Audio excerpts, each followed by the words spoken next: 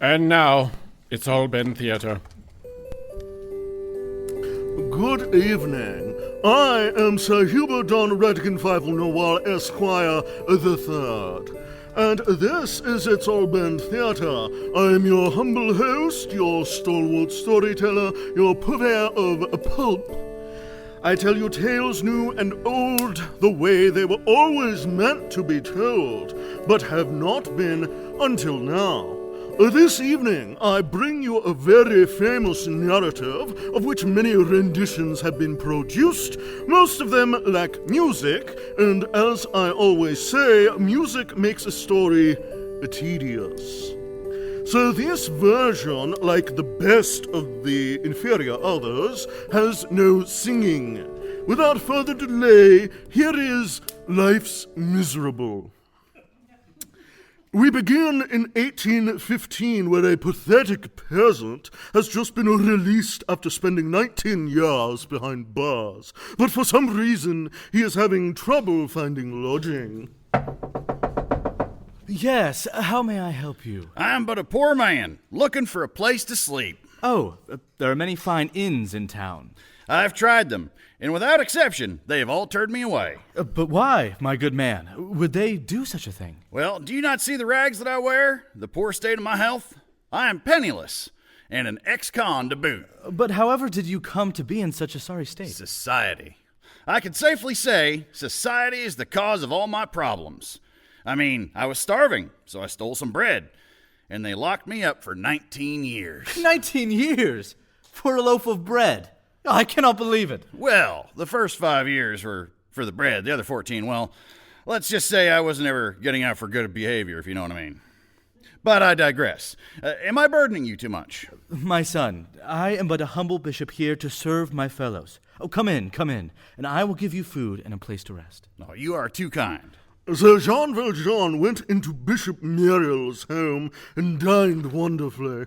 But Jean grew jealous of the wealth surrounding him, especially knowing that organized religion achieved their riches through lies, manipulation, and corruption. Which doesn't exactly excuse his behavior, but makes it slightly more sympathetic.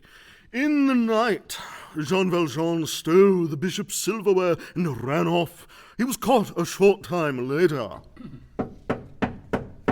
Who is it at this late hour? The police! Open up! Oh my, how can I help you, officer? This man was apprehended with your silverware, Bishop. I can explain. My friend, Jean, you forgot the candlesticks. The candlesticks? Oh, yes, let me fetch them for you. Are you saying this man did not steal your silverware? Oh, goodness, no. It was a gift. A gift? But for what purpose? Why?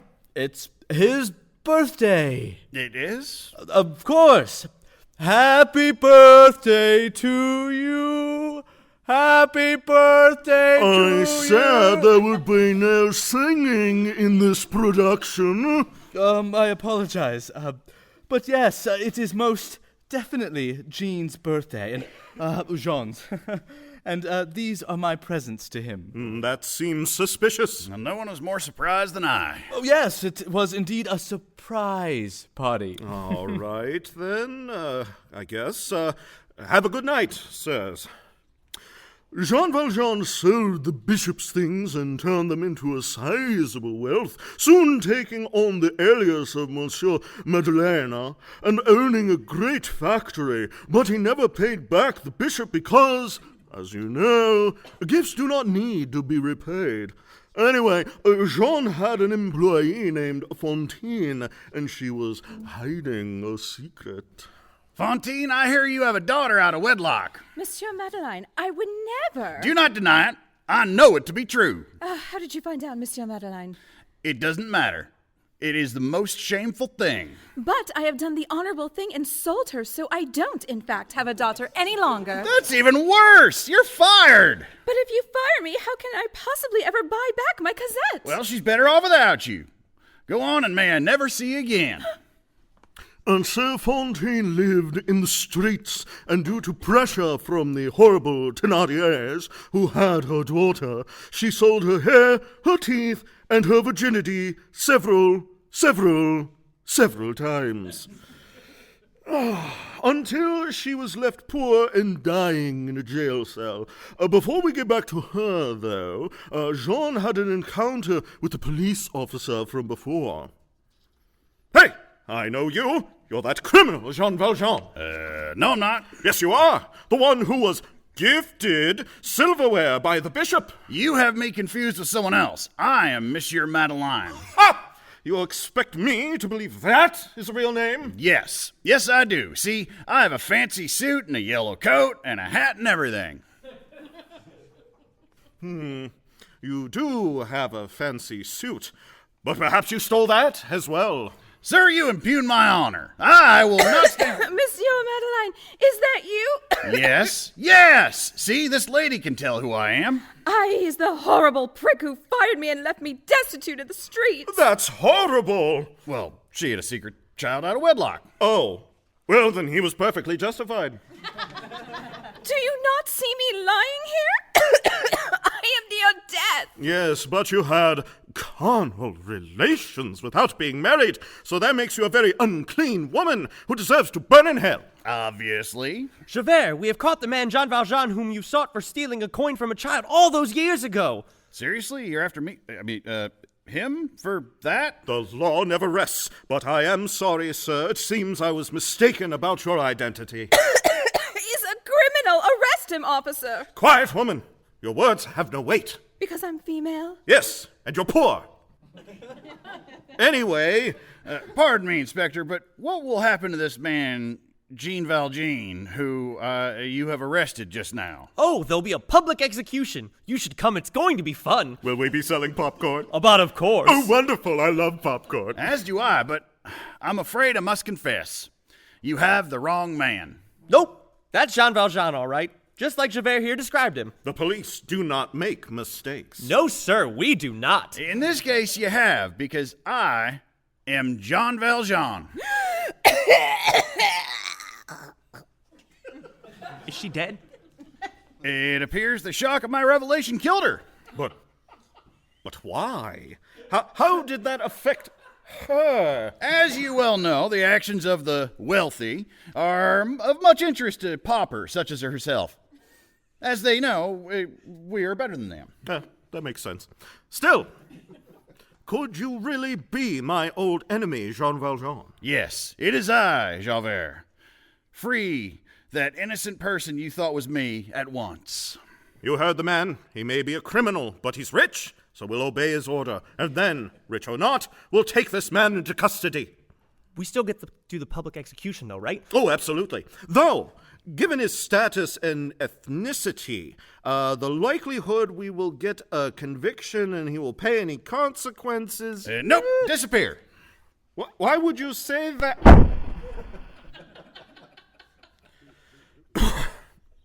Okay, where did he go? That was a pretty neat trick. I guess the hunt for him continues. So what do I do with this woman's body? She was gutter trash. Leave her in the gutter. Oh, okay. And so Jean Valjean escaped. Some tellings have him arrested and faking his death and such at this point, but isn't it so much simpler to believe he merely escaped custody? When next we find him, Jean has arrived at an inn which just happens to be owned by the aforementioned Thernardiers. Little girl, are you fetching water on this cold night? Oh, yes, sir. And without a coat?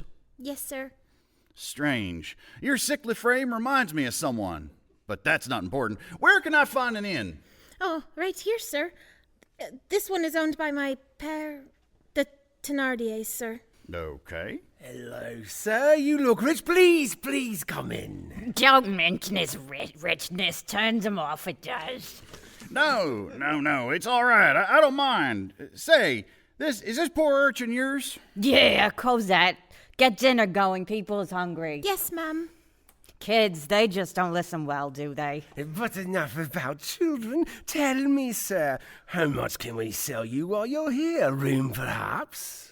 Yes, that would be appreciated. Excellent. We have a lovely room, only 5 francs. That'll do. Do you want a bed in your room then, sir? A bed? Of course I want a bed. That will be an additional 3 francs, sir. And 2 more if you want sheets.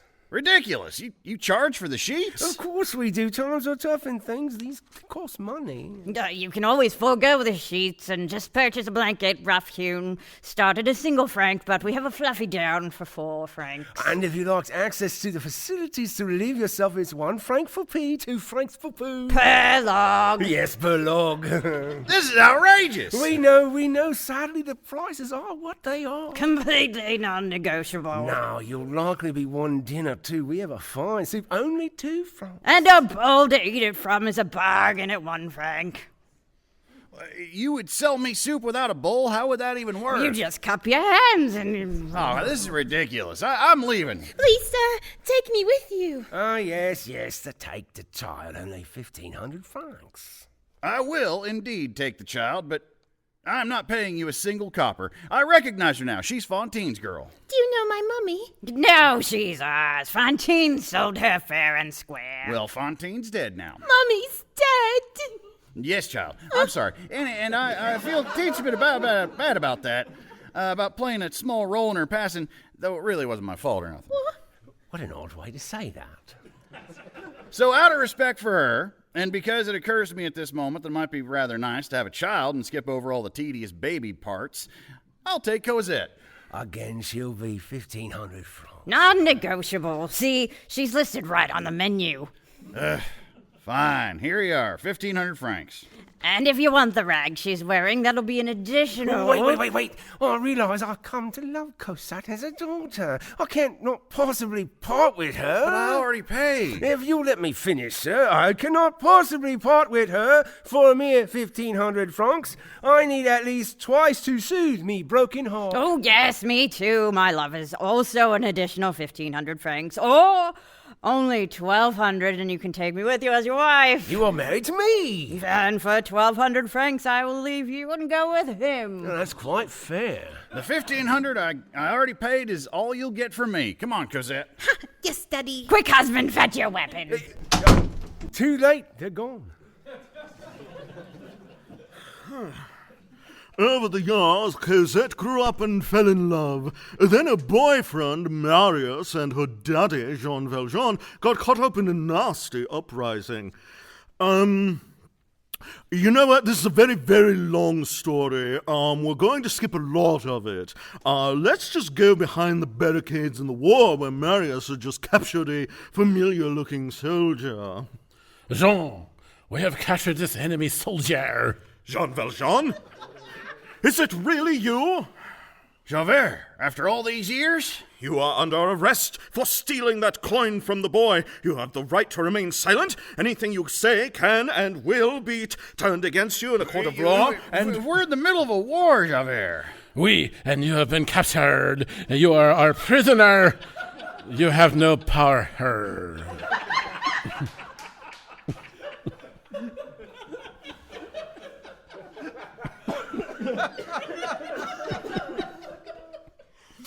The law is the law, and justice is justice. Well, justice is what we say it is now.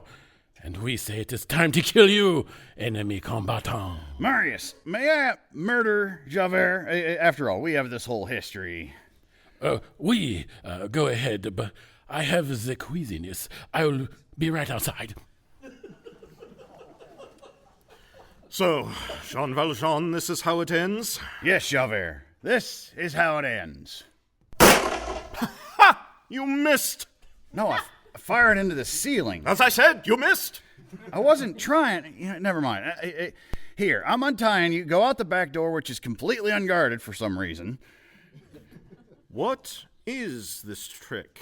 There's no trick. I feel bad for you, chasing me your whole life, because I stole a coin. That's what justice is all about. Is it, though? I mean, here's 10 coins. Pay the boy back. Keep some for you. Just live your life. I don't understand. Come on, man. What matters isn't this petty bullshit. It's life's miserable. Find the things that bring you joy and don't obsess over the rest. You are a very odd man. I won't argue. Will you go now before they realize I didn't kill you? I will, but someday I will find you and arrest you for your crime. Whatever, just go. and so Javert escaped. But he was right. Outside the barricades, he did soon encounter Jean Valjean again. Stop! You are under arrest! Javert, really? You're still going to arrest me? And execute you. Yes, you must pay for your crime. But I spared your life. By rights, you owe me. Oh, you? Yes, a life for a life. It's in the Bible and stuff. An important principle. Oh, you are correct. I do owe you, but you also owe the state, and I am the state. I does not compute. Wait, Javert, don't, Javert. And Javert ran off the bridge and threw himself over, where his robot brain short-circuited in the water and he drowned. Poor bastard. Then there's a bunch of stuff with Marius and Cosette discovering who Jean really is, and that he's actually been a jerk, but because he's Cosette's dad, she has to love him, and so she and her husband honor him. Ugh. And then Jean died.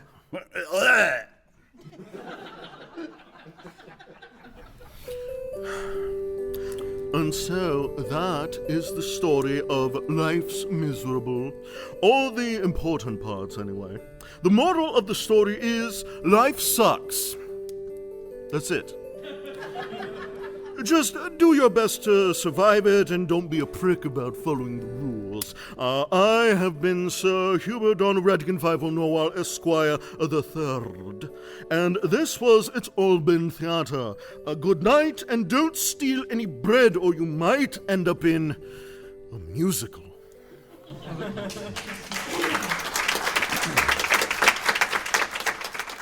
It's All Been Done Radio Hour number 513. It's All Been Theater number 25. Life's Miserable. This episode was written by Jerome Wetzel and directed by Kristen Green. It starred Dan Condo as Hubert and Javert, Ben Neidenthal as Jean Valjean, Sam Clements as Bishop Myriel, Ashley Clements as Fantine, Joe Morales as the cop, Grace Wilson as Cosette, Nick Arganbright as Thenardier, Elizabeth McAlarney as Madame Thenardier, and Darren Esler as Marius. This episode was narrated by Darren Esler. Our Foley artist was Megan Overholt. Our technical director is Shane Stefanchik. Our music director is Kristen Green. Theme songs are composed by Nathan Haley with lyrics by Jerome Wetzel. This podcast was edited by Truly Awesome Productions. Check out our website at iabdpresents.com, and we want to thank Boxland, our host performance space. Don't forget to support us at patreon.com/IABD. A mere $5 donation gets you access to past and upcoming raw audio to our monthly shows, as well as exclusive performances, bloopers, and short stories. Have a great week. It's All Been Done presents Who's Got the Time?